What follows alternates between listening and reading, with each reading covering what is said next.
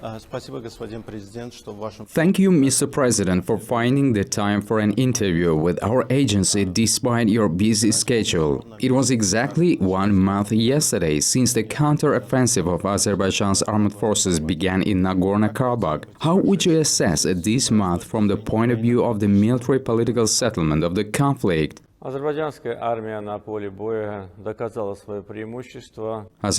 army has demonstrated its superiority on the battlefield. Significant parts of the occupied territories have been liberated in 1 month. Given that the Armenian side had been building fortifications in the occupied lands for almost 30 years, there were several lines of defense. Also, the terrain itself is more favorable for the Armenian side. It is mountainous, and our servicemen had to overcome both engineering fortifications and mountainous terrain when carrying out the counterattack. Despite all these factors, significant territories in the occupied lands of our country have been liberated in 1 month, and this shows that Azerbaijan's army is considered one of the most combat-effective armies in the world for a reason. According to the rankings periodically published by organizations that assess the military potential of countries, the Azerbaijan's army is among top 50 armies in the world. The professionalism, training, combat effectiveness, and most importantly, fighting morale have certainly contributed to our success in many respects. Certainly, the equipment available to Azerbaijan's army has also played its part. We have liberated the cities of Fizuli, Jabrail, Zangilan, Gubadli, a part of Khojavan district. The successful mission, the successful advance of our army continues. I have said several times during this month that we want the settlement of the conflict to move from a military to a political phase. But unfortunately, the Armenian side has grossly violated the ceasefire regime for the 3rd time, attempted to recapture the territories we have liberated, and is pushing for a continuation of the confrontation. Therefore, I am answering your question again. The military-political settlement is the only possible way. We would like the military phase to end and issues of further deoccupation of Azerbaijani territories to be resolved at the negotiating table. Были бы решены вопросы по дальнейшей деоккупации азербайджанских территорий.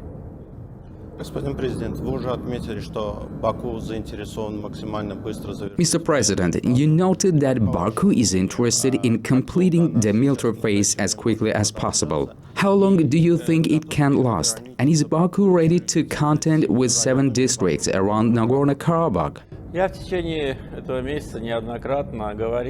I have repeatedly said in my addresses to the Azerbaijani people and in numerous interviews this month that we are ready to stop at any moment, even today. But for this to happen, the Armenian side must commit to withdrawing its troops from the rest of the occupied territories. Therefore, I cannot predict how long the military confrontation will last. It depends on the Armenian side. As I said, their constant attempts to recapture our lands have failed. I think this should already be enough for them to understand that they will not achieve anything by military means. Unfortunately, in the political domain, they are demonstrating an obstructive approach, as I said, and have grossly violated the ceasefire 3 times.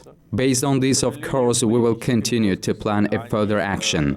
As for the occupied territories, of course, the Azerbaijanis must return to all the occupied territories where they used to live, and this has always been my approach. Not only to the 7 occupied districts outside Nagorno-Karabakh, outside the former Nagorno-Karabakh Autonomous Region, but also to the territories, to the lands they have lived on for centuries. First of all, these are Shusha, Khankendi and other lands that have been inhabited by Azerbaijanis for centuries. I also said that our vision for a settlement lies in the coexistence of the Armenian and Azerbaijani population of Nagorno-Karabakh. It so happened historically that the Armenian population has been living on these lands for 200 years. We all know the history of the resettlement of Armenians from eastern Anatolia and Iran. But it so happened. They have lived here for 200 years, and we have no objection to the continued presence of the Armenian population. On the contrary, I have always said that thousands of citizens of Armenian nationality live in Azerbaijan, that Armenians and Azerbaijanis live together in neighboring countries and get along quite well. Why can't this be achieved in Nagorno-Karabakh?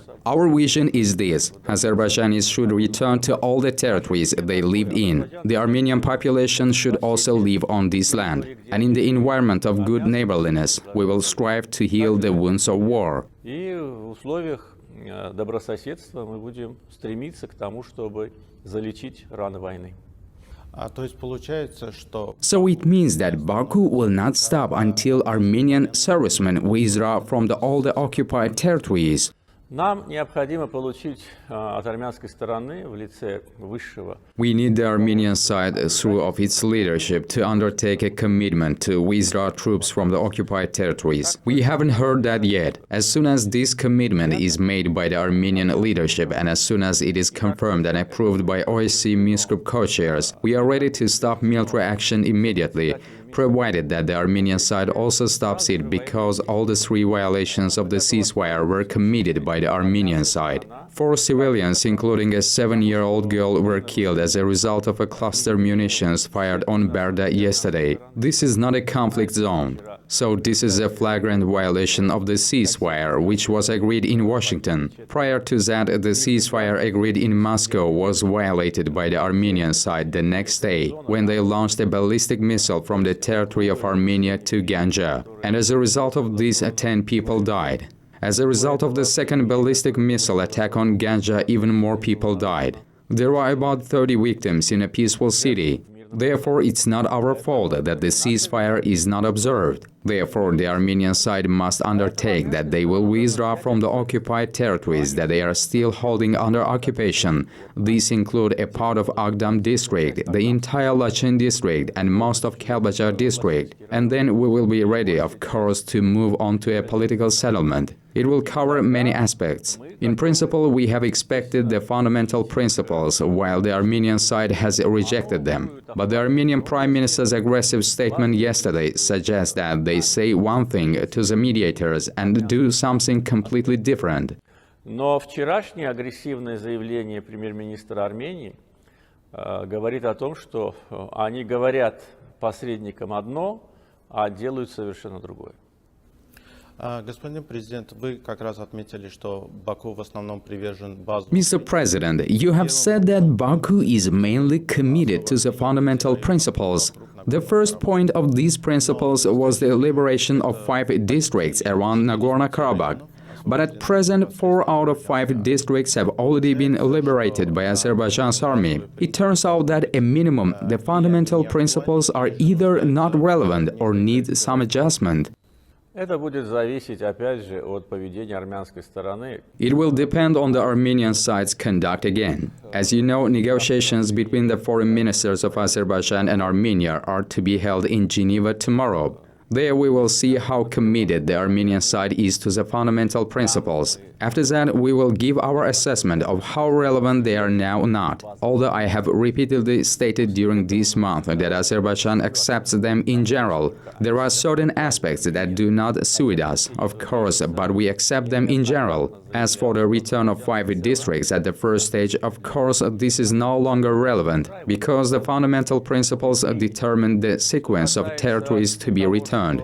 5 districts at the first stage, and Kalbajar and Laçın districts at the second. Then comes the return of Azerbaijanis to the territory of Nagorno-Karabakh, in principle the return of all refugees to the places of their original residence. We have almost completed the first stage. Therefore, if the Armenian side expresses its adherence to the fundamental principles, we will talk about an immediate transfer of Laçın, Kalbajar, and a part of Agdam district that are still under occupation to Azerbaijan. Thus, we will somewhat facilitate the work of mediators, because one of the important issues will have already been implemented, and we will not have to wait for a second stage. It must come right away. If we agree on a political settlement, then Armenian troops should withdraw from Kalbajar and Laçın districts and a part of Agdam district immediately. Если мы договоримся о политическом урегулировании, то сразу же армянские войска должны будут выведены из Кельбаджарского и Лачинского районов и части Агдамского. Вы уже затронули завтрашнюю встречу глав МИД. You have already touched upon tomorrow's meeting of foreign ministers and outlined the overall expectations of Baku. I would like to clarify if Baku still expects the Armenian side to show constructivism and the negotiations to be more substantive, not abstract and broad. Какой-то абстрактный и обширный характер. Я думаю, что да, мы все-таки надеемся на это, хотя I think we are still hopeful, although the aggressive conduct of the Armenian side and the fact that they are flagrantly violating international law, the Geneva Conventions, and committing war crimes does not suggest that they are going to address the substance of the settlement issue, of course. Attacking peaceful cities with cluster munitions is a war crime. We have 69 civilians killed and more than 300 injured as a result of Armenian shelling. This is the face of Armenian fascism. At the same time, I think that the defeat we have inflicted on Armenia on the battlefield should nevertheless be a serious signal for them that they can no longer imitate things, deceive us, deceive the Minsk Group co-chairs, and essentially evade substantive discussions. As for the process of negotiations, there was practically none for the past year, even more than a year.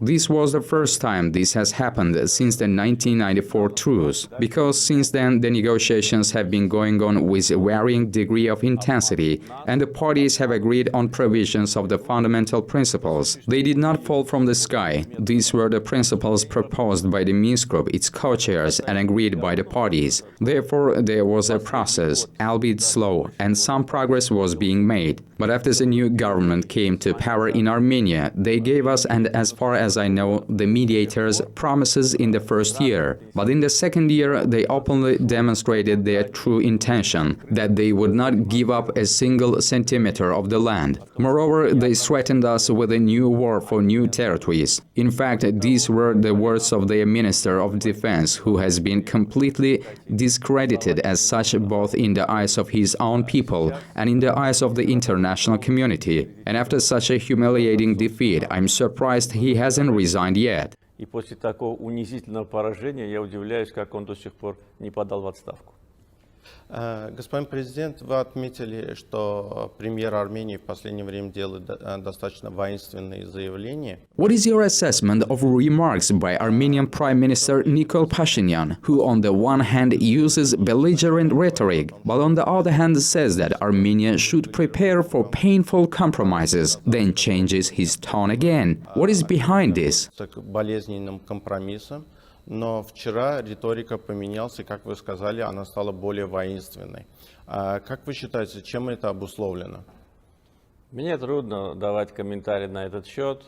It is hard for me to comment on this. I would probably refrain from an assessment of what is happening to the Armenian Prime Minister. Probably this military defeat influenced his mental state. Otherwise, how one can explain the series of inconsistent statements and actions that are absolutely irrational and harmful, primarily for himself as the country's leader, and dangerous and harmful for his country? Many people ask why the clashes happened now and not before. Even those who are biased towards Azerbaijan and openly support Armenia would ask this question. 26 years have passed since the 1994 truce. There were clashes, there were victims of those years, but not on such a scale. So what has happened? Nothing has changed in Azerbaijan. I have been engaged in settlement negotiations for 17 years, and I have gone a long way towards agreeing on the fundamental principles together with the two previous Armenian presidents. That is why it's clear to impartial observers that it's not our fault.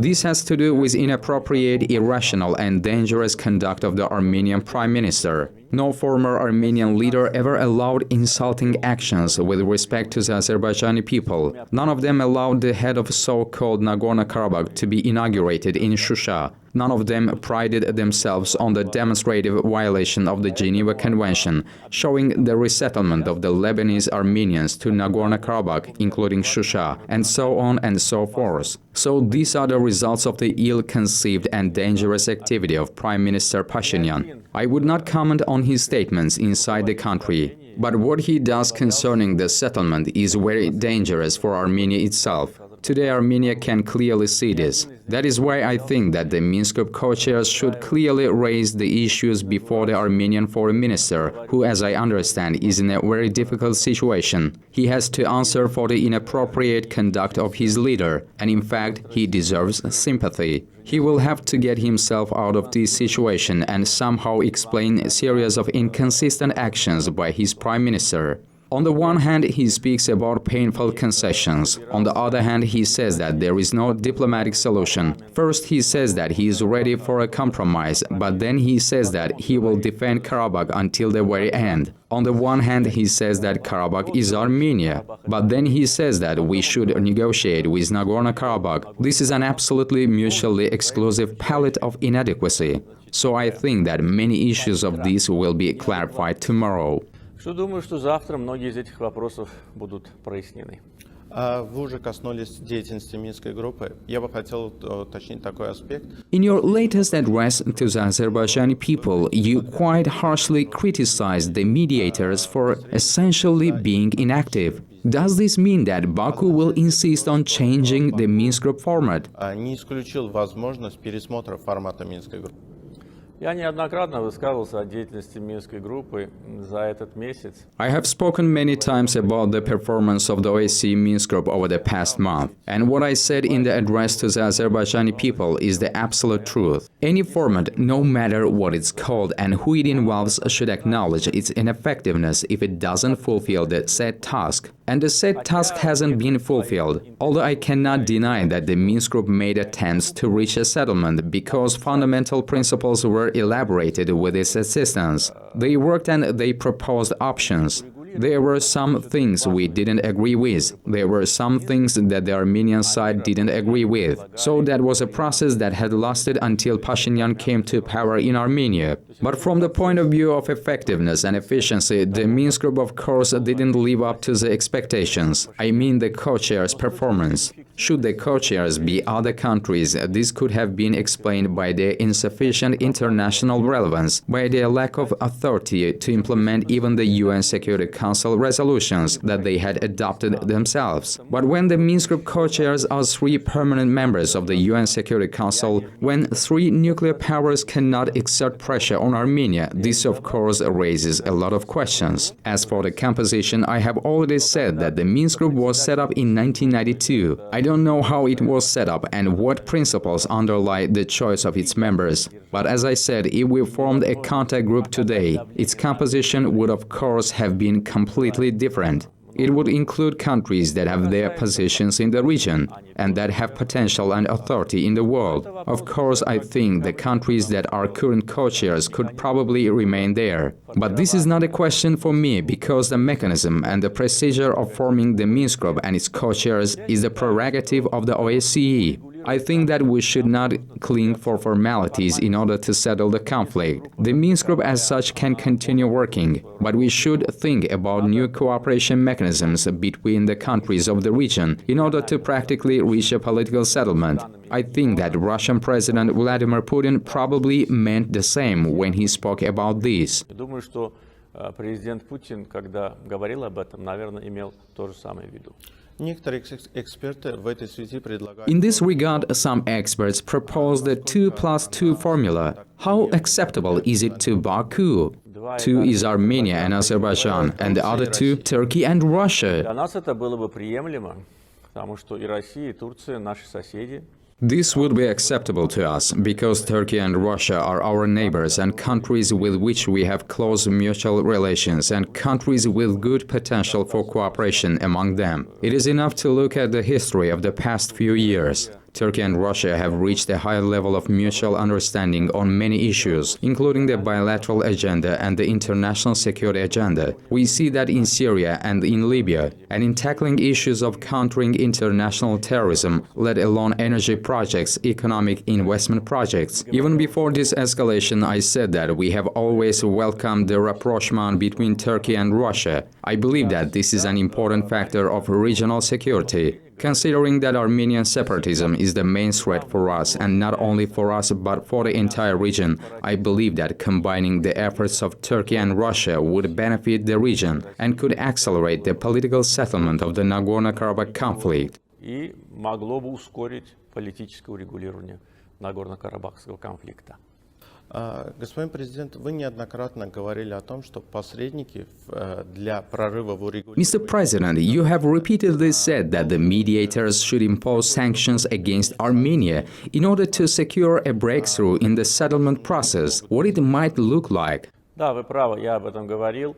И не только сейчас, я об этом говорю уже давно, но... I have been talking about it for a long time, but regrettably my calls remain unanswered. What sanctions could be applied? Sanctions that would make Armenia fulfill the UN Security Council resolutions and withdraw its troops from the occupied territories. For example, we could have considered the sanctions that were imposed on Iraq after its occupation of Kuwait. Similar things took place from the point of view of international law. The internationally recognized territory of Kuwait was occupied by Iraq, war crimes were committed, ethnic cleansing occurred, and only the timely reaction of the international community helped stop this occupation. And that happened within a short period of time. Next, economic sanctions and arms embargo were imposed on Iraq. Iraq became a no-fly zone. War criminals who committed crimes against humanity were brought to justice and sentenced. All these sanctions should be applied to Armenia. Even if one of those sanctions had been imposed, I'm sure the conflict would have been resolved long ago. There has simply been no political will and desire to apply these sanctions. And more likely, the position that prevailed was that let's leave everything as it is, as long as there is no escalation.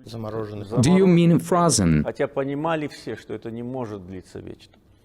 Понимали все еще 10 лет назад. Frozen, of course. Although everyone understood that this cannot last forever, everyone understood that 10 years ago. The presidents of Russia, the US and France made statements and said clearly many times that the status quo was unacceptable. Well, fine, we welcome this, and I remember this was praised in our country. I commented on this. But what happened next? Then they began to depart from this thesis gradually, stopped voicing it, and invented a new thesis that the status quo is unstable, and we can clearly understand that these are completely different things. So the co-chair countries moved away even from a political attempt to exert pressure on Armenia, and it was common knowledge that the status quo was unstable, and recent events proved this. This is why, let me repeat that again, it is not too late to apply sanctions in order to end the conflict as soon as possible.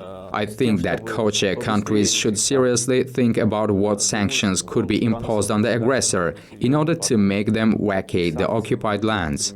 По отношению к агрессору, с тем, чтобы заставить их уйти с оккупированных земель. Do you think that the co-chairs managed to remain entirely neutral over the months of the military phase? Удалось в полной ли мере сохранить нейтралитет? Ну, знаете, я на этот счет уже высказывал свои соображения. Every country, including Azerbaijan, can have its own foreign political priorities. We have closer relations with some countries and less closer with others. Our relations with some countries are based on historical factors and with others on pragmatic factors. That is why we have always treated with understanding the fact that there are very well structured and active Armenian communities in the co-chair countries, in the US, in France, and in Russia. Even when we analyze this situation, it is very hard to tell where they have greater influence on decision-making. That is why we have always taken and are taking these factors into account. If there were some deviations at the first stage of hostilities that made us doubt their neutrality, I think now everything is fine-tuned. My contacts with the leaders of the co-chair countries, as well as, I'm sure, international support that Azerbaijan got, resulted in the fact that we can see this neutrality now. Once again, what some people have on their mind is not our business. But of course, the mediators must adhere to international law and neutrality. Otherwise, they will just forfeit the right to be mediators. A mediator must be impartial. It must leave emotions at home or leave them for the bilateral format. And as part of the settlement, it must take into account the mandate from the OSCE and willingness to settle the conflict in line with international law, rather than in line with the wishes of Azerbaijan or Armenia. Не с тем, как хочет Азербайджан или Армения, а с тем, как того требует международное право. Да. Вы не так давно заявили, что никакого референдума в Нагорном Карабахе не будет. You have said recently that there will be no referendum in Nagorno-Karabakh. This is the new reality. Does this mean that Azerbaijan has changed its position, made it tougher? Вы знаете, я об этом говорю уже на протяжении 17 лет. I've been talking about this for 17 years, and the OSCE Minsk Group co-chairs now my position. I don't remember how many co-chairs have been changed over these years, how many diplomats have been co-chairmen, but all of them can confirm that I have always said that there would never be a referendum on the internationally recognized territories of Azerbaijan. Moreover, if we look at the fundamental principles, there is no such word as referendum there. There is a certain wording related to the expression of will, to self-determination there. We have always said that self-determination is an important principle of international law, but it cannot violate the territorial integrity of a country. Secondly, a country's territorial integrity cannot be changed without the consent of this country. And I naturally adhere to this position today. We will not let a second Armenian state be set up on Azerbaijan's territories. If someone is willing to create a second Armenian state, let them give a part of their territory and let them create it there.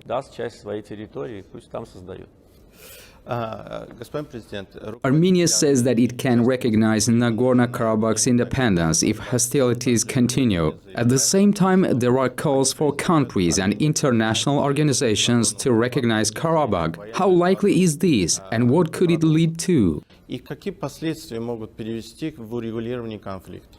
Ну, то, что, о чем вы спрашиваете, еще раз. What you are asking about once again proves the inconsistency and insincerity of the incumbent Armenian authorities, because while failing to recognize Nagorno-Karabakh themselves, they want other countries do that. And their regular blackmailing and threats that they will recognize Nagorno-Karabakh in case of escalation turned out to be yet another bluff. Military confrontation on Karabakh has lasted for more than a month. Why haven't they recognized Nagorno-Karabakh yet? It's very easy to do. Let them just say that they recognize it. This is the essence of their policies, when they have been always trying for many decades. And regrettably, they have sometimes succeeded under the cover of other states to have others above their problems. This is the essence of the ideology of the present-day Armenian state. It is based on very deep historical roots. It has been this way throughout the entire history. If we look at the past 200 years of the history of the Caucasus, we can see how many wars started because of them, how many provocations they caused for other countries, only to retreat to the backstage, hide behind someone's backs and reap the fruits of confrontation and the fruits of shedding the blood of other peoples. We know the history of their appearance in the Caucasus well. Historically, there was no Armenian ethnicity in the region. How did they get here? This was their way, trickery, cunning attempts to use a cat's paw to take roasting chestnuts from a fire. They are doing the same now. Hence my call for them in response: recognize Nagorno-Karabakh, recognize it right away. By the way, I have spoken about it quite recently. Let them recognize Nagorno-Karabakh today. But asking other countries to do this once again proves the inadequateness of the Armenian leadership and very low political literacy. That is why if the Armenian leadership knew at least the basics of international politics, it would understand that the whole world recognizes Azerbaijan's territorial integrity. It is common knowledge that we are joined the UN and other international organizations as a state with Nagorno-Karabakh as its integral part. The non-aligned movement, 120 countries, voices unambiguous support for Azerbaijan's territorial integrity. The European Union, 27 countries, our document with the EU states reflects support for the territorial integrity, sovereignty, and inviolability of Azerbaijan's borders. Altogether, there are almost 150 countries. Should we add the Organization of Islamic Cooperation, which, however, includes some non-members, but there are other countries that are not represented in the NAM. There you have it, the entire international community. Because of Armenia, its whim and caprice to recognize Nagorno-Karabakh, to spoil relations with Azerbaijan, and not just to spoil. As I said, this will immediately lead to the rupture of diplomatic relations with any country that will do so. No one will just do that. Moreover, they don't recognize it themselves. Furthermore, they are aggressors in line with the reality on the earth and in line with UN resolutions. That is why this is a very indecent attempt to pull somebody's chestnuts out of the fire. Да, недостойная попытка, опять же, на чужом горбу въехать в рай. Хорошее высказывание.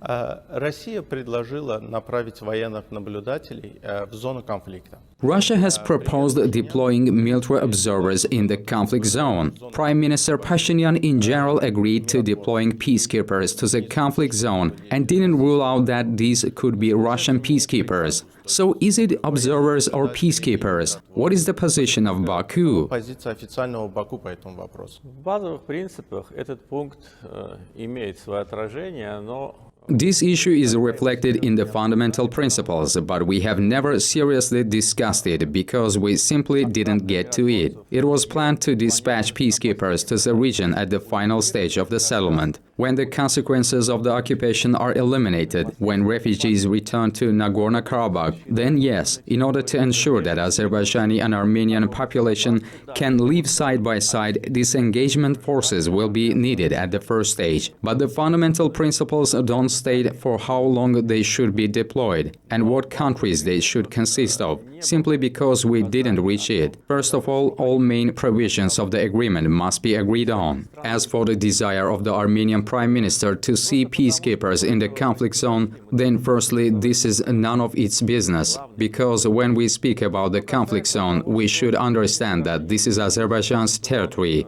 If we speak about peacekeepers at the border of Armenia and Azerbaijan, this is another issue. But as far as I understand, it's the Azerbaijani territory that is in question now. That is why we should have the final say. And since this topic wasn't broadly discussed, I think it's premature to speak about it. But for my part, I would like to note that when we speak about it, we should firstly understand what mandate possible observers would have and where they would be deployed. One should understand that there is no line of contact, so where will their outpost be? Armenia breaches international law and ceasefire, shelling our cities. Just recently, Euronews aired footage that clearly shows a flying missile, and it was flying to our cities rather than military positions. So where they will be, what mandate, composition, numbers, arms and functions will they have, and who will ensure their security? These questions require very thorough evaluation, and only then will we be able to say whether we agree to it or not.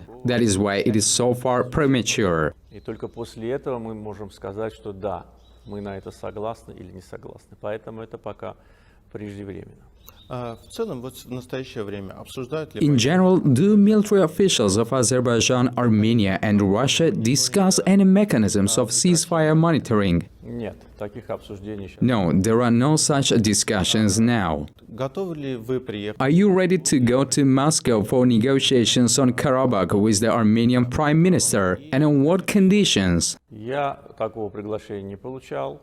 I haven't received such an invitation. I have repeatedly taken part in trilateral meetings between the presidents of Azerbaijan, Armenia and Russia, but there have been no such meetings since Pashinyan came to power in Armenia. These meetings were with the previous presidents of Armenia, and I have never avoided such meetings. I consider them to be very positive because Russia as a co-chair of the Minsk Group plays a special role in the settlement, and historically Russia has always maintained close ties with both Armenia and Azerbaijan. Russia is very actively cooperating politically and economically with Azerbaijan and Armenia these days. It's our neighbor. Therefore, it's natural that most of these meetings have been held in Russia, but there have been no such meetings with Pashinyan. I don't know how efficient they are going to be now with regard to the Armenian leadership, but if such a proposal is made, we have always viewed them positively and will continue to do so. Но если такое предложение поступит, мы всегда его позитивно рассматривали и будем рассматривать. Does this mean that you are ready to go if there is such an invitation? Да, да. Причем, как вы говорите, без всяких условий. Yes, and as you have said, without any preconditions. This is evident from the fact that our foreign ministers will be meeting in Geneva tomorrow, also without any preconditions. Moreover, I would like to say that when the conflict just erupted recently, our foreign minister had plans to visit Geneva to meet with the co-chairs, and he did go there. And the Armenian foreign minister, who had planned to travel there a week before, in early October refused to go. And when a proposal from Moscow came on a meeting between the foreign ministers to coordinate a humanitarian ceasefire, our foreign minister minister flew there from Geneva. In other words, we are not setting any terms, but again, I really doubt that the current Armenian authorities are capable of constructively working toward a settlement. Таких условий не ставим, но, опять же, у меня большие сомнения в том, что нынешняя армянская власть способна к конструктивной работе по урегулированию. Если возвращаться к заявлениям армянской стороны, Prime Minister Pashinyan has repeatedly said that Turkish troops are directly involved in hostilities in Nagorno-Karabakh. It was also said that Pakistani special forces are also involved. What is your comment? сейчас в урегулировании и в перспективе, в чем она будет может заключаться? Это очередное вранье со стороны Пашиняна. These are yet more of Pashinyan's lies. I must say that there were no such things in my contacts with previous Armenian presidents. Yes, we are adversaries. We cannot have positive attitudes towards each other, but there have never been such open lies and such allegations at the negotiating table. This is all lies. There are no Turkish special forces there. I have repeatedly said that, and there is no such need. He has now said that some kinds of Pakistani commandos are present here, and by the way, I think he got a note of protest in return. This is nonsense. There is no such thing. These are all attempts to firstly involve other countries into the conflict, make it international in order to conceal this shameful defeat, saying that allegedly it's not Azerbaijan that defeats them on the battlefield, but Turkish and Pakistani special forces. He has recently made a ridiculous statement, as I was told that the terrorist Azerbaijan had allegedly brought from Syria to Azerbaijan, sneaked into Russia, and staged a terrorist attack in Grozny. Just understand that this is absolute nonsense. Russian intelligence services know for sure who staged the terrorist attack. Previously, he said that Turkey's F-16 brought down Armenia's Su-25. Everyone knows this is a lie. Such things are monitored by Russia and other co-chair countries. We live in the era of technologies and nothing can be hidden. It was idiocy when he said that it wasn't Armenia that had launched ballistic missiles against Ganja. Any launch of a ballistic missile is monitored. Russia, America and France are well aware that this missile was launched and what combat mission it had. The combat mission was to hit a residential neighborhood and another residential neighborhood for the second time. We have no military bases, no military towns in Ganja. He's simply lying.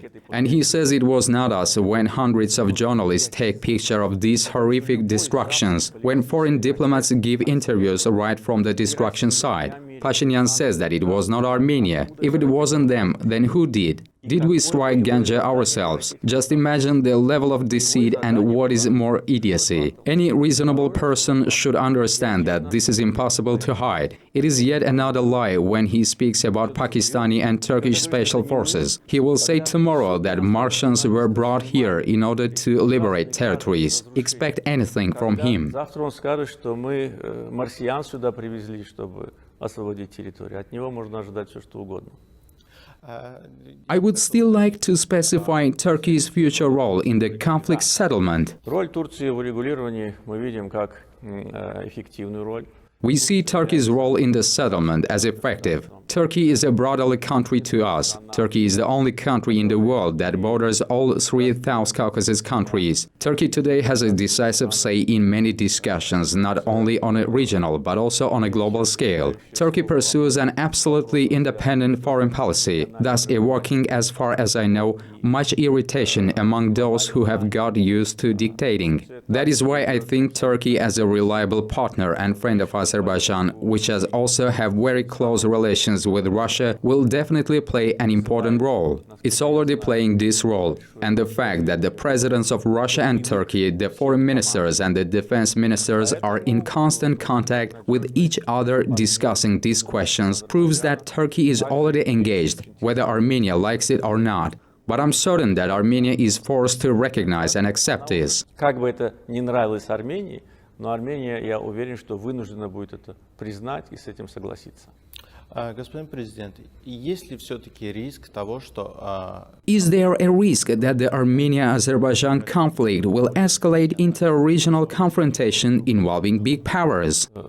Я Честно говоря, не могу его полностью исключить, но... Frankly speaking, I cannot fully rule this out, but I must say that, for our part, we will take no actions that could lead to this. There will be no provocations that would make this conflict international. We don't need this, and I have said many times over the past month that we are against this. And I called on countries to show restraint and not to interfere. I am glad this is happening this way. Although Armenia's constant attempts to make this conflict international and constant request of the Armenian leadership for Russia to almost send its troops to fight on Armenia's side are exactly what I was talking about, to pull somebody's chestnuts out of the fire. That is why I'm sure that regional countries, and these are the countries that Azerbaijan enjoys close historical, cultural, political and trustworthy relations with Russia, Turkey, Iran, Georgia, will naturally refrain from any actions that would play into the aggressor's hands. Действий, которые бы лили воду на мельницу агрессора. Не так давно президент Путин заявил, что Not long ago, President Putin said that the death toll of the current escalation on both sides is about 5,000 people. Do you have the same data? такие же оценки или же они немного отличаются? Я говорил, что мы обнародуем количество погибших.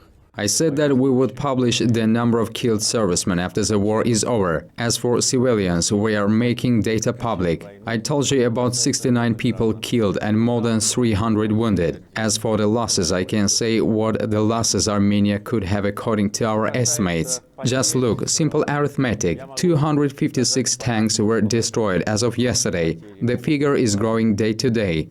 Just multiply it. How many crew members there are? 3 or 4. This is almost 1,000. Next, over 50 infantry fighting vehicles were destroyed. It's roughly clear how many people they carry. Hundreds of artillery guns, and each of them has several people to use it. 6 S-300 systems, about 40 OSA air defense systems, the Tor Kub Krug systems, more than 400 trucks, and the majority of them carried personnel and ammunition when they were destroyed. If we just calculate these figures and how many people were killed in trenches, we were in those trenches, the contact lines, the footage is on the internet, so according to our information, 5,000 Armenian troops may have been killed, and the number of wounded during war as a rule is 2 to 3 times higher. As for our losses, I have said we will make them public after the fighting is over, but I have to say that they are a lot less. And bearing in mind the nature of the combat clashes, the difficult terrain and the fortifications that the Armenians have built for 30 years, I believe that every human life is priceless, but our losses are minimal, bearing in mind all these factors. Каждая жизнь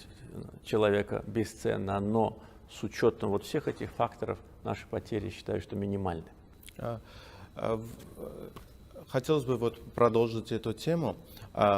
Некоторые военные эксперты считают, что Military experts believe that Azerbaijan managed to minimize its losses during the active stage of hostilities thanks to the active use of drones. What is the reason for using drones? контрнаступление. Знаете, арсенал азербайджанской армии состоит не только, конечно, из дронов. Of course, the arsenal of Azerbaijan's army consists not only of drones. We have modern air defense systems made in Russia, in Israel, in Belarus. Several air defense systems are integrated which shoot down the bulk of missiles being sent from Armenian territory. Unfortunately, we can't shoot down all of them. Our military hardware is the most modern, upgraded T-72 tanks, the most modern T-90 tanks, infantry fighting vehicles, modern long-range artillery. This includes Polonez missiles, LORA, Extra, Kasirga, and etc. Our approach to the arming of our army was not one-sided. But modern methods of warfare, of course, are different from those we had back in 1990s, and so unmanned aviation is an important factor of our combat capabilities, especially considering such fortified areas. The footage that we make available on the internet is almost nothing compared to what is happening. That is all that we can show. They dug everything they could there. They have many kilometers of interconnected tunnels, rat holes where they get to as soon as they hear noise. There is a rat hole near every cannon.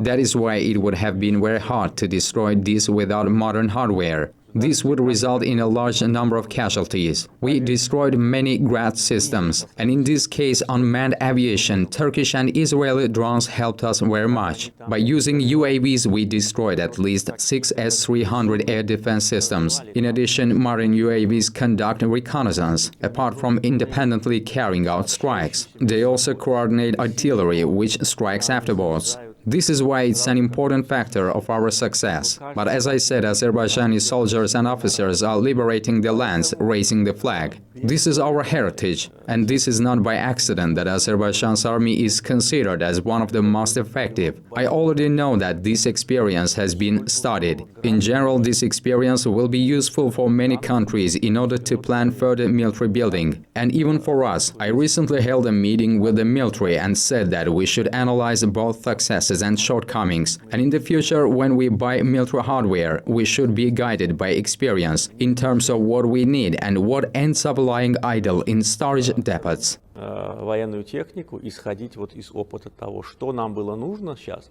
а что просто осталось на складах. Неиспользованно. Да. Да.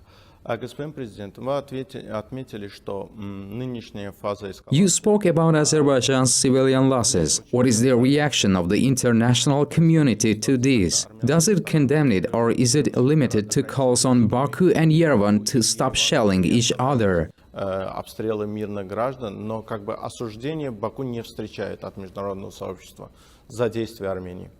Да, это так, но это как бы не новость для нас. Yes, that is the case, and this is not something new to us. What kind of condemnation of Armenia has there been over these years of occupation? Has it been condemned? There has been none. Has anyone condemned Armenia for occupation? Yes, UN Security Council resolutions were adopted in 1993. Yes, we then attained the adoption of UN General Assembly, the non-aligned movement, and even the European Parliament resolutions. Of course, they created a judicial framework, a legal framework for the settlement. But we have heard no condemnation. Even when it was clear that Armenia breached the ceasefire, not a single day passed after the ceasefire was agreed on in Moscow when they attacked Ganja. And now a day after the ceasefire was agreed on in Washington, and they begged for one, they also begged for a ceasefire in Moscow, and for the one reached thanks to the efforts of the French side. Not a single day passed before they shelled Barda, and before that they fired at a funeral procession in Tartar. 4 people were killed. These are inhumane actions. This proves who we have to wage a war against. This means there are no moral norms, no honor, no dignity, and no understanding of how wars are fought. You know, everyone, even an adversary, even an enemy, should be respected to a certain content. Because there are rules of engagement, in particular for fighting wars. There is nothing of the kind for the Armenian side. That is why we didn't pin much hope on condemnation. Brotherly Turkey backs us. Pakistan openly supports us. The Turkish president and the Pakistani prime minister have repeatedly voiced their support for us. Many countries support us. When we say international community, almost every time, it's referred to the Western world. But we haven't expected any sympathy from there. Мы говорим мировое сообщество, почему-то всегда имеется в виду западный мир. Ну, оттуда мы особых сочувствий не ждали и не ждем. Кроме этого, очень часто армянская сторона обстреливала различную... Could attacks on Azerbaijan's energy infrastructure, in particular Mingechever and oil and gas pipelines, create certain risks for supplies of Azerbaijan's oil and gas to the global market? Это создать определенные риски для поставок нефти и газа Азербайджана на мировые рынки. Если им удастся реализовать то, что они обещали, а именно... If they do what they claimed, that is the bombardment of the Sangachal terminal or our oil and gas pipelines, that would certainly pose some risks. I think that they will be condemned in this case, as it's European consumers who need this oil and gas most of all. It's no secret that the gas pipeline from Azerbaijan to a certain extent, certainly not to a large extent, but somehow contributes and will contribute to energy security of some European countries. As far as the oil supplies are concerned, some European Union countries get 40 to 50% of their oil from Azerbaijan today. If something happens to these oil and gas pipelines, Armenia would face serious international pressure. However, this does not stop them. They attempted to bomb the Baku-Novorossiysk oil pipeline. This is a pipeline that connects Azerbaijan and Russia, a country Armenia constantly demands special relations from without giving anything in return. Absolutely nothing in both the political sense and international support. One would not expect anything else from the Soros team. That is why the bombardment of the electric power plant in Mingachever has aimed to disrupt Azerbaijan's energy system. This, of course, will have an effect to a certain extent, but we have already set up a branched power supply network, and new electric power plants are in place. This proves the predatory nature of the Armenian side. It is another thing that we have destroyed the majority of these missiles in mid-air, intercepted them, and some of them did not explode. By the way, it also speaks of their military potential. But such a threat certainly does exist, and we should respond to it adequately. I have always said and continue saying that despite the barbaric bombardment of Barda, where a 7-year-old girl was killed and several more children were injured, I say that we are not them. We will respond on the battlefield. We will respond by liberating new lands, by raising the flag in new cities. We will bomb neither cities nor civilians. Let me give you an absolutely recent example. It's an exchange of dead bodies and prisoners in question. Basically, this subject was first mentioned for humanitarian reasons in Moscow on 10th of October. We contacted the Red Cross to say, let us organize an exchange. Moreover, I will give you another detail. I have ordered to maximally preserve the bodies of Armenian servicemen in refrigerators or cold storages. We all understand what happens to human bodies. They are decomposing. Каждый раз армянская сторона отказывается. Yes, absolutely right. And the Armenian side refuses to take them every time. It says every time, let's do it where battles are underway. So you understand, to put the lives of civilians in jeopardy. We say no, we have a state border. Let's do it in Tabuz district, in Gazak district. Let's do it there. So yesterday I decided to unilaterally hand over the bulk of the bodies of the killed Armenian servicemen. Plus we have 2 civilians. These are elderly people who we are also handing over. And so we tried to do it yesterday. We sent cars with the bodies toward the border. We reached out to the OSCE office and the Red Cross, but the Armenian side doesn't accept them. You see, it doesn't take the dead. What are we talking about? How can this even be commented on? What norms of human moral does this feed into? That is why we will transfer the bodies in any case. Currently, we are looking at transferring the civilians and the bodies via Georgia. But if they refuse to accept them, I just don't know what to do. This is who we are fighting with, you see. Everyone should understand this. These are all their false and winning assurances. Their cries, their moans, these are just crocodile tears. We know this well. This is why the Russian public should not be deceived by these lies and slander. Yes, it's clear that they got incorporated deep into Russia's agencies, but that is not all. They are also there in France and America. They are in the media. They sometimes create a public background. But people should understand who we are fighting against and understand that we are right. We are fighting on our own land, and they are dying on our land. Мы воюем на своей земле. Они погибают на нашей земле. Господин президент, вы неоднократно подчеркивали, что военная фаза рано или поздно закончится. You have repeatedly said that the military phase of the conflict will end sooner or later. If Karabakh and 7 districts are returned, how this could affect the pace of Azerbaijan's economic development? Трудно сказать, знаете, есть разные оценки этого. It is hard to say, you know, there are different assessments. Of course, the return of large territories under our control is a big potential for growth and development, primarily in agriculture and tourism spheres. The Karabakh region is one of the most beautiful and fertile regions of our country. It is rich in natural resources, gold, zinc, lead. By the way, Armenia illegally produces gold in Kalbajar jointly with some foreign companies. But we, of course, will hold all of them to account through relevant legal procedures. That is why prospects of this region will be crucial for Azerbaijan's sustainable development and for ensuring food security primarily. But one should understand that this will entail enormous financial expenditures at the initial stage. Restoration.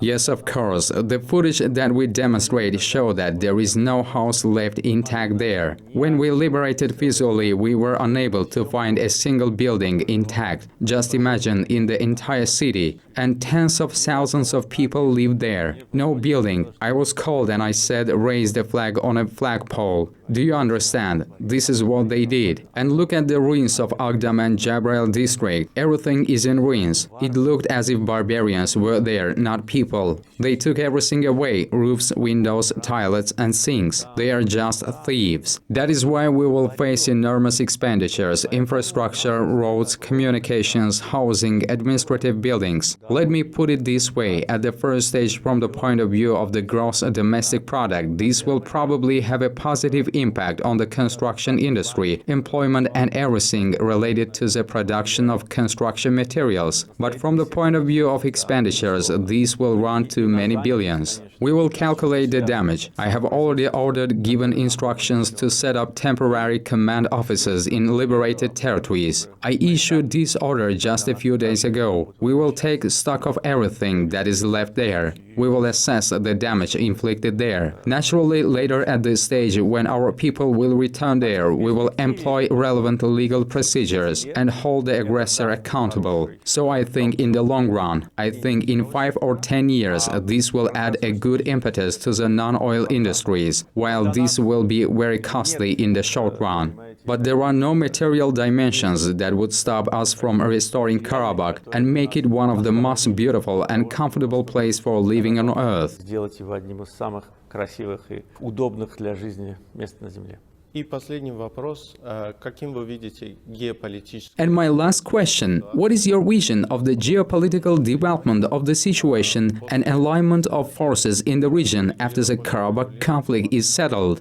Я думаю, что ситуация, конечно, будет не такой, которая была до конфликта. I believe the situation will certainly be different from what it used to be before the conflict. We have changed the geopolitical order in the region in many respects. It has already been changed, and a lot of stereotypes have become outdated. For instance, such a stereotype as confrontation between Russia and NATO. Now look, Russia and Turkey, a NATO member, have far more sincere and trustworthy relations than Turkey, a NATO member, has with some other country. It didn't used to be this way. This is a new reality. That is why this very structured, stereotypic geopolitical thinking is being consigned to history. I think this is a positive factor. So we have to proceed from the reality. And politicians shape the reality by their actions. I think our region today sees a very positive formula of cooperation between leading policymakers who determine the region's agenda and are focused on cooperation. After all, we can talk about active cooperation between Turkey, Iran, Russia and Azerbaijan in both trilateral and bilateral formats these days. I think one day we will start working in a quadrilateral format as well. This would be natural from the historical, economic, transport and geopolitical standpoints, and what is most important from the standpoint of strengthening security in this region. That is why Armenia should not remain foreign matter on the body of the Caucasus. It was the last to come here, and the Armenian state was created artificially on the lands that it never owned. I have said many times that the Azerbaijan Democratic Republic gave Yerevan to Armenia. This is a historical fact. On May 29, 1918, a day after the foundation of the Republic was announced, Yerevan was given to Armenia. When this issue was being discussed, members of the legislative body from Yerevan were against it, but their opinion was ignored. So this is how Yerevan was given away, as simply as that. But as they say, what is done is done. Armenia should not be a foreign body. It must end the occupation and normalize relations with Azerbaijan and Turkey. This would only benefit them, believe me. This would only benefit them. All communications would be opened and they would become part of energy and transport integration projects. They would become part of the common security system. After all, look, Turkey is buying S-400 systems from Russia. This is an absolutely new security system. This is not just the purchase of an air defense system, but this is a step toward a new security system and mutual confidence. This can't be accomplished without mutual confidence. We bought S-300 300 from Russia a long time ago.